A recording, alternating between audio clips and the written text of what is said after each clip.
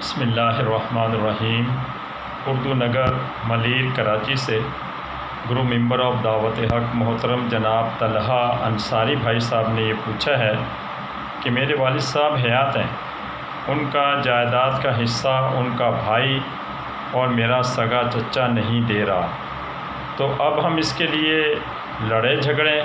اور زبردستی اپنا حصہ حاصل کریں یا پھر اللہ کے لیے معاف کر دیں؟ صحیح کیا ہے؟ شرعی رہنمائی کر دیں۔ میرے محترم بھائی، آپ کے والد صاحب کا حصہ آپ کا چچا اور والد صاحب کا بھائی نہیں دے رہا، تو اس کے لیے شریعت کا ایک یہ حکم ہے کہ آپ جائز طریقے سے اپنا حق وصول کر سکتے ہیں، چاہے لڑے جھگڑیں یا قانونی چارہ جوئی کریں، اپنا حق حاصل کریں، یہ سب کچھ کرنا آپ کے لیے جائز ہے۔ اس کے علاوہ شریعت نے ایک اور طریقہ بھی بتایا ہے جو کہ افضل و اعلیٰ ہے، وہ یہ ہے کہ آپ اپنے حق کا ان سے مطالبہ کریں اور پیار محبت اور بات چیت کے ذریعے اپنا حق وصول کر لیں۔ لیکن اگر یہ کام لڑائی جھگڑے کے بغیر نہ ہو تو لڑائی جھگڑا چھوڑ کر اللہ کے لیے معاف کر دیں۔ جب آپ معاف کر دیں گے تو وہ چیز ان کی ہو جائے گی اور ان کو اس کی ادائیگی لازم اور ضروری نہ رہے گی۔ پہلے طریقے میں سے یہ طریقہ بڑی فضیلت رکھتا ہے، چنانچہ حدیث پاک میں آتا ہے کہ رسول اللہ صلی اللہ علیہ وسلم نے فرمایا، جو شخص اس چیز کو پسند کرتا ہے کہ اللہ تعالیٰ اسے آخرت کی پریشانیوں سے نجات عطا فرمائے، تو اسے چاہیے کہ اگر اس نے کسی کو قرضہ دیا ہے تو تنگ دست ہے تو اسے مہلت دے یا اسے قرض اور اپنا حق معاف کر دے۔ اگر وہ ایسا کرے گا تو اسے اتنے پیسے یا اتنا مال و دولت اللہ کی راہ میں صدقہ کرنے کا ثواب ملے گا۔ اللہ تبارک و تعالیٰ نے سورہ بقرہ آیت نمبر 280 میں فرمایا، وَإِن كَانَ ذُو عُسْرَةٍ فَنَاظِرَةٌ إِلَىٰ مَيْسَرَةٍ وَأَن تَصَدَّقُوا خَيْرٌ لَكُمْ۔ ترجمہ: اگر تنگ دست ہو تو مہلت دینے کا حکم ہے آسودگی تک، اور یہ بات کہ معاف ہی کر دو اور زیادہ بہتر ہے تمہارے لیے۔ قرآن پاک کی یہ آیت بھی معاف کرنے کی ہدایت دے رہی ہے۔ ایک اور حدیث جو ابو داؤد شریف میں موجود ہے، رسول اللہ صلی اللہ علیہ وسلم نے فرمایا، میں اس شخص کے لیے جنت کے اطراف میں گھر دیے جانے کی ضمانت لیتا ہوں جو کہ حق پر ہوتے ہوئے بھی جھگڑا چھوڑ دے۔ اب بصورت مسئلہ آپ کے چچا نے آپ کے والد کا حق کھایا ہوا ہے، وہ ادا نہیں کر رہے، تو آپ لڑ جھگڑ کر قانونی چارہ جوئی کر کے اپنا حق حاصل کر سکتے ہیں، مگر افضل و اعلیٰ عمل یہ ہے کہ آپ کے والد اپنے چچا کو معاف کر دیں اور اپنا معاملہ اللہ پر چھوڑ دیں، تو پھر بفرمان رسول جنت کے اطراف میں گھر مل جائے گا۔ باقی آپ جیسا چاہیں، آپ کی مرضی ہے۔ دونوں صورتیں میں نے آپ کے سامنے رکھ دی ہیں۔ اس مسئلے کی تفصیل دیکھنی ہو تو فتاوی عالمگیری، سنن ابی داؤد اور مشکات المصابیح میں دیکھ سکتے ہیں۔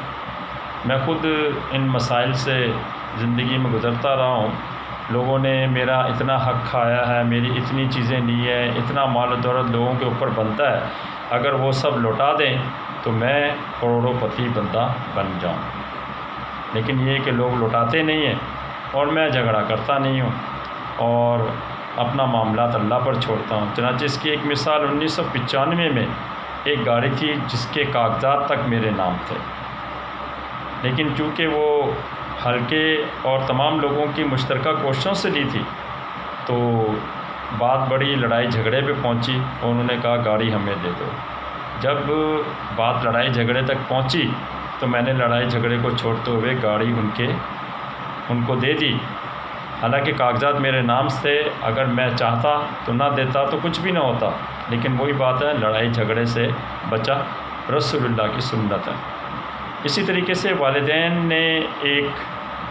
مکان بنایا مل جل کے، سب بہن بھائیوں کو مشترکہ تھا، تو اب اس پہ بڑے بھائی کی جب شادی ہوئی تو بڑے بھائی اور ان کی بیوی اور بعد میں ان کے بچوں نے قبضہ کر لیا۔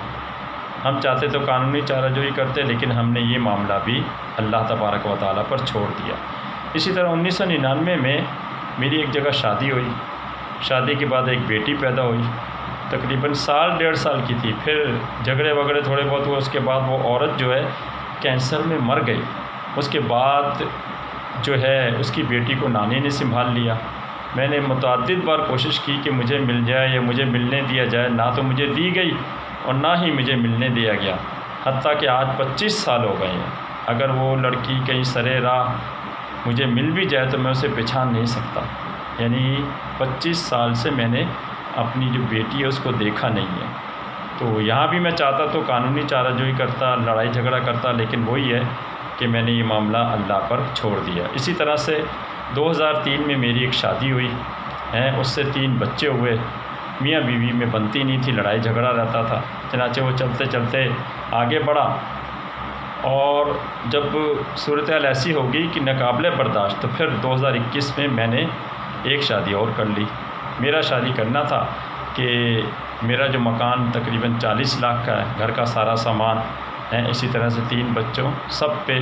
میری جو بیوی ہے اس نے قبضہ کر لیا، بچے بھی اس کے ساتھ مل گئے۔ اب میں چاہتا تو قانونی چارہ جوئی کرتا ہے، اسی طریقے سے یعنی کہ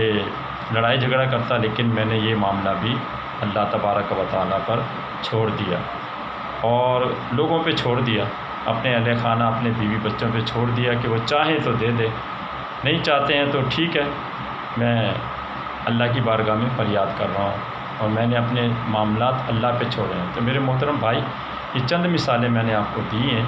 کہ جو میں نے یعنی کہ لڑائی جھگڑا کی نوبت جب آئی تو میں نے وہ چیزیں چھوڑ دی، نبی کی سنت پر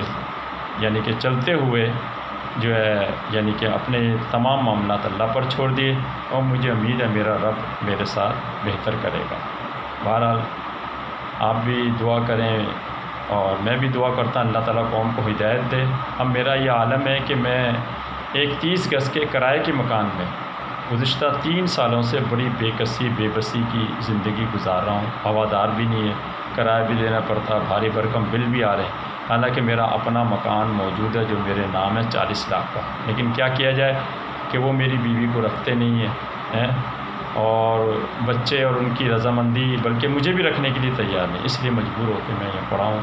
اللہ کرم فرمائے، ان کو بھی ہدایت دے، امت مسلمہ کو بھی ہدایت دے کہ لڑائی جھگڑوں سے کچھ بھی حاصل نہیں ہے، ہر جھگڑے کے بعد صلح نامہ کرنا پڑتے، تو پھر لڑائی جھگڑے کی ضرورت ہی کیا ہے؟ اگر ہم لوگ لڑائی جھگڑا کرنا چھوڑ دیں ایک دوسرے سے اور معاف کر دیں، اپنے معاملات اللہ پہ چھوڑ دیں، تو دنیا امن و سکون کا گہوارہ بن جائے۔ اللہ کرم فرمائے اور ہم سب کو نبی کی سنت پر عمل کرنے کی توفیق دے کہ رسول اللہ نے بھی فتح مکہ کے موقع پر اپنے جانی دشمنوں کو معاف کر دیا، چاہتے تو آپ بدلہ لے لیتے لیکن آپ نے معاف کر دیا۔ ہمیں بھی نبی کی سنت پر چلنا چاہیے، جتنے ہمارے مخالفین ہیں، جتنے ہمیں ستانے والے ہیں، انہیں بھی چاہیے، ظاہر ہے وہ بھی مسلمان ہیں، اسی طریقے سے خاص کر میرے اہل خانہ ہیں، ان سب کو اس بات کو سمجھنا چاہیے اور نبی کے طریقے پر چلنا چاہیے۔ اللہ عمل کی توفیق عطا فرمائے۔ السلام علیکم ورحمۃ اللہ وبرکاتہ۔